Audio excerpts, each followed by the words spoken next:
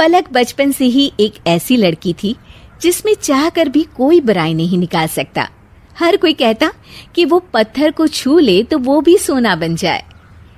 एक दिन माँ कहती है, पलक भागकर जा, डॉक्टर को लेकर आ बेटा, पापा की तबीयत काफी खराब है। पलक डॉक्टर को ले आती है, लेकिन डॉक्टर जो कहते हैं उसे सुनते ही पूरे परिवार के पैरों तले जमीन खिसक जाती है। इनके बचने की उम्मीद बहुत कम है। नहीं नहीं, ऐसा मत बोलिए डॉक्टर साहब, इन्हें कुछ हो जाएगा तो हम तो जीते जी मर जाएंगे। डॉक्टर साहब, कोई तो तरीका निकालिए जिससे इनका इलाज हो जाए और ये ठीक हो जाए। देखिए, तरीका तो है, क्यों नहीं तरीका, लेकिन क्या डॉक्टर साहब? देखिए, आप लोग वो नहीं कर पाएंगे। क्या क्या डॉक्टर साहब?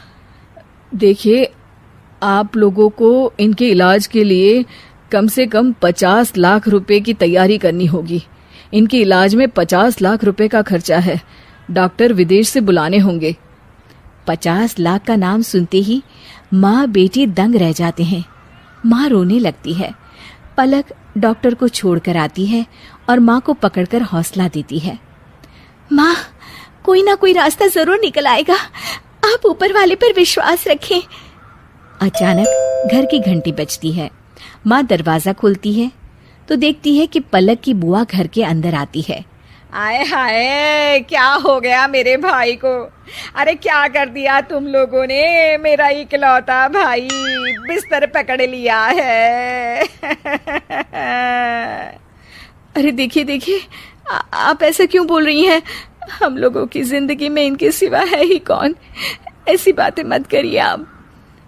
देखिए बुआ जी, अभी माँ की हालत ठीक नहीं है। वैसे भी डॉक्टर साहब ने हमें 50 लाख रुपए का इंतजाम करने को कहा है। हम लोग उसी से परेशान हैं।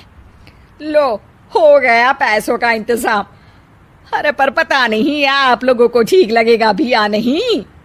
क्यों ठीक नहीं लगेगा बुआ? जैसे भी हो, पापा को ठीक करने से ज्यादा हम लोगों के लिए और कुछ नहीं। अरे रुक पलक, पहले इनकी बात तो पूरी सुन ले।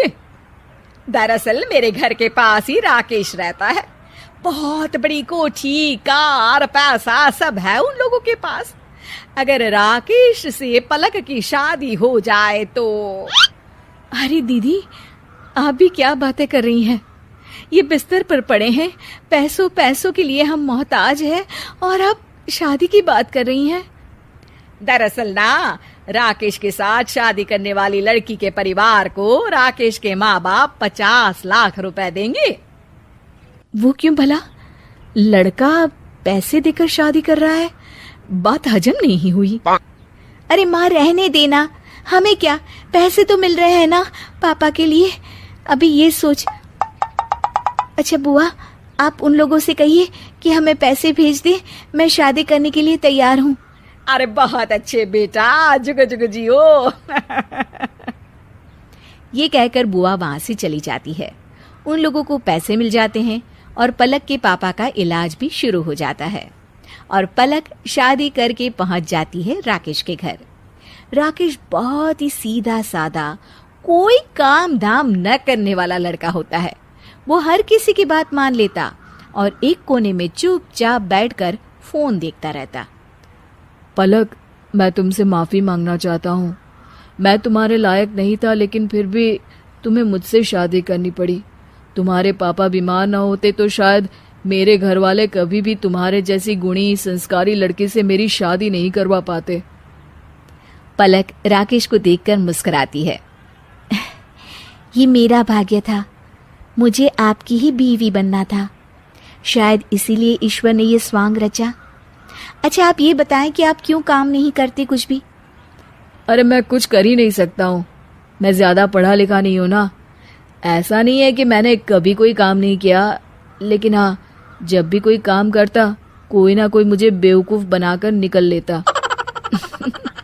अच्छा कोई बात नहीं, अब मैं आपके साथ हूँ ना, कोई भी आपको बेवकूफ नहीं बना सकेगा।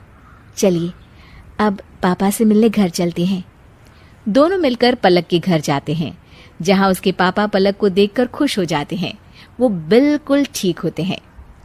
शुक्रिया पलक बेटा, भगवान तुम्हारे जैसी बेटी सबको दे। आज मैं सिर्फ तुम्हारी वजह से जिंदा हूँ। नहीं पिताजी, ये तो राकेश के घर वाले हैं जिन्होंने मुझे बहू के रूप में स्वीकार किया, वरना ये सब मुमकिन नहीं था। मैंने तो सिर्फ वक्त पर अपनी बुद्धि और विवेक से काम लिया। राकेश उन लोगों के साथ मिलकर घर आता है और अगले दिन, पलक, मैं आज से काम पर जाऊंगा। लेकिन फिर कोई आपको बुद्धू बना दे तो?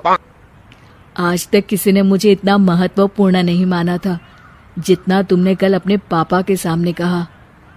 वो मरकर जिंदा हो गए सिर्फ तुम्हारे बुद्धि और विवेक के सहारे, सही समय में बिना नफा नुकसान के सोचे।